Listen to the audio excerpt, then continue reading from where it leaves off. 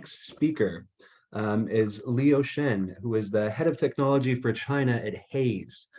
So really looking forward to him sharing his insights on recruiting and retaining talent, particularly in the Chinese market.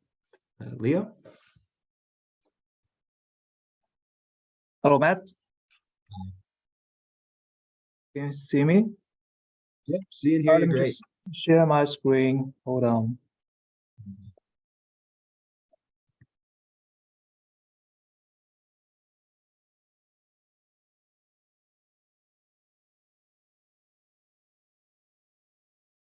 All right, okay, thanks for having me, Matt. First of all, I think I appreciate the opportunities to share some findings from our recent surveys to all the audience. And also good morning to all those audience from UK, and also good evening to those audience from China.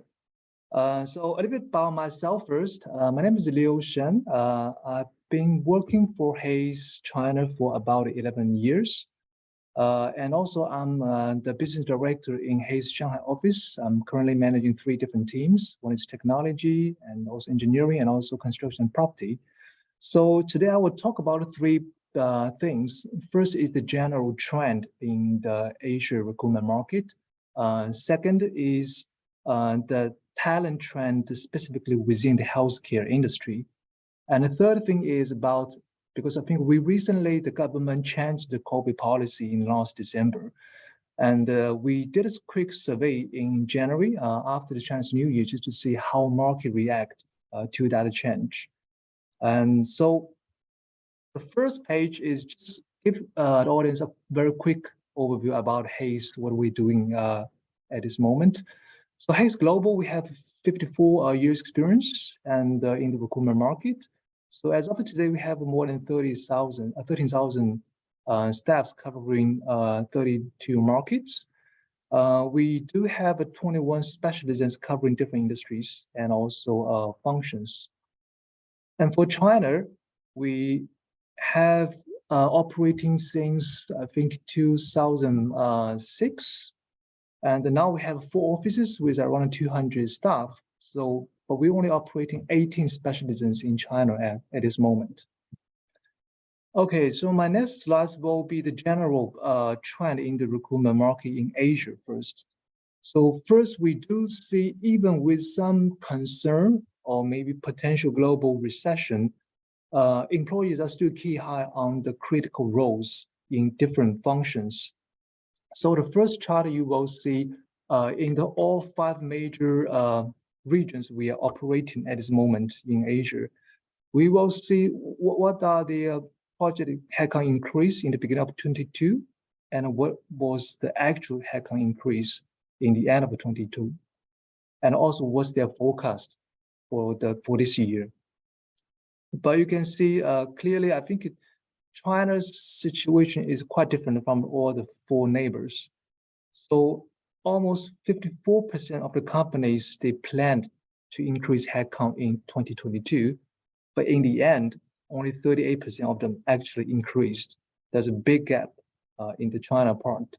Obviously, I think there are a lot of things happening in 2022, which might cause this result. So therefore, all those companies in China, they have very cautiously planned the new headcounts for the new year. So only less than 40% of them, they plan to add new headcounts for this new year. So for the other all regions, even there are still some gap between the projected increase versus the actual increase, but the gap is not that big, okay? And also we are happy to see Malaysia, they even increase more headcounts in the end. But I would say in Japan, Malaysia, Singapore, they all have quite high confidence level for this new year. So more than 50% of the companies, they still will increase new headcounts, while China and Hong Kong are relatively conservative for this new year. Second trend is obviously to have more flexibility.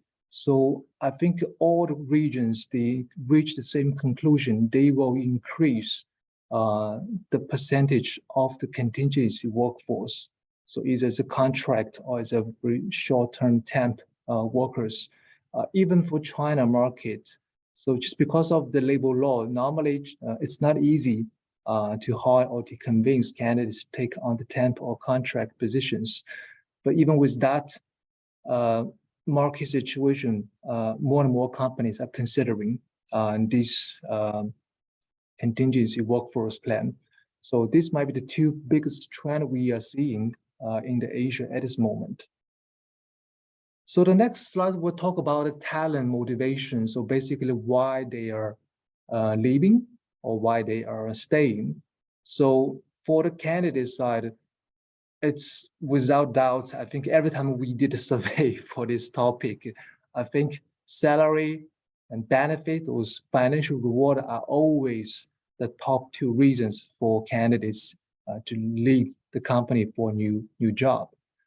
And you can see also from the chart, I think clearly, I think all the remote countries, they have this salary in the number one. And in the most countries, I think the benefit will be number two. Only Japan, they have different opinions. So they didn't list the benefits part in the top three reasons. And in the third reason, and interestingly, I think Japan and China, the candidates choose the career growth. And the other regions, they are more focused on the new challenges. And we will see what this will be changed in the new year. But again, I think salary is still the most important factors for people to choose a new job. And also for people to stay in the company. And again, I think the salary is still the most important things for them. And surprisingly, I think work-life balance is become more and more popular or important for the candidates. And we will see, I think, especially in China and Hong Kong, the Great China regions, I think work-life balance will become number two reasons for them to stay. And sometimes I think some other regions, they might also go with work flexibility. But here we do see the value and the culture pop up in some of the regions. We can see Japan and the China candidates, they choose value and culture as their number three reason to stay in the companies. We are just thinking maybe it's related with the culture things because I think Japan and China, we are in the East Asia. And in these regions, including like Korea, people like to work in an organization with people, they share a very similar value systems. While I think in Hong Kong, Malaysia, or Singapore, it's more Western style or culture. So they accept more diversity environment in the working space. So this is the two major findings from the talent motivation side. So for the next slide, we will see the survey for the work-life balance because they become one of the major factors for people to stay in the company. It's quite interesting to say because you can see from the very good and good comment, actually China, these two sectors is the highest among all the Asia group. And also the poor and very poor, this group is the lowest within the Asia. So I think some days we are joking. So China, Canada has become the most happiest group within Asia. But I probably won't say this is common all the time. It might related with our COVID policy last year. I think before December, I think our government still combined with this COVID zero policy. And so they also encourage or support all the companies to have more flexible work. And they encourage to have a flexible work at home. And also they cut a lot of unnecessary business travels. So this might also help candidates to save more time. And so they are happy with the balance in 2022. But now we will see with the new policy changed and we don't have any travel restrictions and even we don't see those PCR tests that often. Well, that change in the new year, we will see. But in other regions, I think this reflects as normal situation. We don't see too much change year on year. Only China, we see more happiness from the candidates group. So the next page, we surveyed all the candidates in China, and but we collect data from 5 different sectors, so like engineering, manufacturing, healthcare, technology, financial sector, and also retail sectors. We try to see is there any difference from the candidate side or their behavior within the last 12 months. But the survey was taken between October 21 to the September 22. So we will see like healthcare, technology, and retail are still 3 most active sectors. So almost 40% of surveyed candidates, they changed their jobs in that 12 months. But the difference is, I think if you look into this chart, so the active looking candidates percentage for the healthcare sector is the lowest across these 5 sectors. And also the no looking population is highest. We will see like in this specific healthcare sectors, normally they are quite happy with their current job environment. They are not actively really looking for a new job. They are more like to waiting for the job finds them. Then they will evaluate whether this job is better for them, and they will decide whether they want to move. And for the reasons that are very similar to the other industries. The only thing I want to highlight is the last row, because we also surveyed the employee and the employer side to see whether in the new year, you either will increase the salary for your staff, or as a staff, you expect a salary increment from your company. You can see, I think 80% of the employees in healthcare sectors is willing to give the salary increment, which is also the highest number across all 5 industries. And for some other sectors like finance or like technology are relatively lower. There's maybe a 10 to 15% difference. So again, I think healthcare sector is still very active in the recruitment market. They are probably the #1 industries for people to consider at the moment. The difference is we do see more and more involvement from the domestic players in this segment.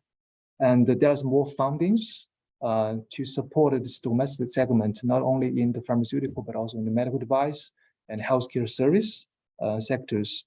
So we do see some movement for top talents from the MNC side to the domestic side.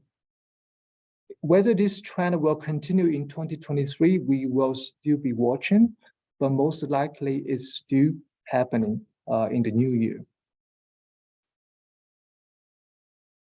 And also the last slide is because we mentioned that there's a major COVID policy changed in the last December. And I have to say most people didn't expect that. We know it will change, but it won't happen that fast. But when we had this news, I think it's changed very quickly. As according to the national press, I think only in December last year, I think there were more than 200 million people got COVID. And even in those cities with 10 million people above, roughly 75 to 80% people also got COVID in that maybe 1 or 2 months time frame. So we did a quick survey just in September and also in January, just to see, will this major policy changed recruitment market dynamic? But you can see from the first chart, from the employee side, it does not change that much, actually. You can see from the new year and the hiring part is actually decreased. And more companies are moving into the hiring freeze stage, which is almost close to 50% of the companies are using these strategies. We will see for the next survey, which will happen, I think, in April. because I would say maybe it happening too fast. Most companies didn't expect, so they didn't have a very new hiring strategies discussed and aligned internally. So they choose to not moving forward with the current plan. They probably would rethink whether this will be a new year with a record, or this will be another flat year. So I guess maybe after the Q1 result is coming out for all the companies, they will rethink whether they need to be more aggressive for the next 3 quarters, or they need to stay calm. Okay. Interesting from the employee side, I think they are more proactive, okay, after the Chinese New Year. First of all, I think this is a typical season for most people to open up for a new job after they collect all those year-end bonus. But there are also part of the people, they have become more conservative. You can see from the no-looking population, it's actually increased from 20% to the 30%. So the market is still changing, and I think there are some different opinions about 2023, whether this will be much better than last year. I think all the GDP forecast from different organizations shows that in 2023, the GDP growth will be close or more than 5%, which is much better than last year. But from the recruitment market, at least for the last survey, we didn't see the significant change. So, but we will see in April's survey whether this will be more optimistic from all the employee side and also from the candidate side. I think this will be my last slides. So just for in a quick summary, I would say healthcare industries is still maybe the one of the most active sectors within the China market. But I think the talents in these areas might have high expectations, not only for the financial reward, but also for the work-life balance and also career development. So if companies moving to China, and if they like to find a top talents, you also need to compete with the local competitors as well. So a good hiring strategies is quite important. So what kind of people you want to look, and how do you attract them and retain them might be your first thing to think. So, okay, thank you very much for your time. So this is all my presentation. So you're welcome to follow our company on the LinkedIn or WeChat. If you have specific questions, you are also welcome to drop me an email with email address above. And yeah, that's it, Matt. Cool, great, Leo. Thank you. Really appreciate you sharing. And you know, I think as we've certainly seen at Serica, recruitment can be challenging. So always nice having some help in China. I think just time for one quick question. Are there particular difficulties for foreign companies recruiting in China, and maybe how does that compare to local companies? I think with recent policy changes and candidate might think the MNC have certain limitations in terms of the market entry. So, and more fundings are supporting the local companies. This is the main reason for them to move from MNC to the local competitors. If we need to attract or even retain them, I think the company should have a pretty solid plan about the future. And what are they going to compete, or what's the strategy they are going to compete with their local players? If they do have the confidence in that part, I think they will stay. Mm-hmm. Yeah, I think ties in very well with what we've been hearing all night of making sure you know what you're doing before entering the market. Cool. Yeah. Lovely stuff, Leo. Thank you for sharing.